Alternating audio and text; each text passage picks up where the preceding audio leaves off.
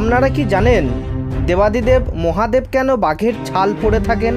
যদি না জানেন তবে অবশ্যই আপনাদের আজকের এই ভিডিওটি শেষ অবধি দেখতে হবে। হিরণ্যকশিপুর বধ করার পরও বিষ্ণুর নরসিংহ অবতারের রাগ শান্ত হয় না। তখন সরব দেবতার অবতার নিয়ে যুদ্ধে তাকে আহত করে দেন মহাদেব। শরীর ত্যাগ করার সময় তার চামড়াকে আসন হিসাবে গ্রহণ করার আবেদন জানান তিনি।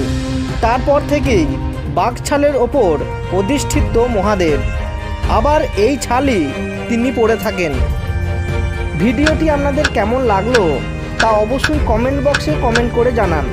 আর আমাদের চ্যানেলে যদি নতুন হন অবশ্যই চ্যানেলটিকে সাবস্ক্রাইব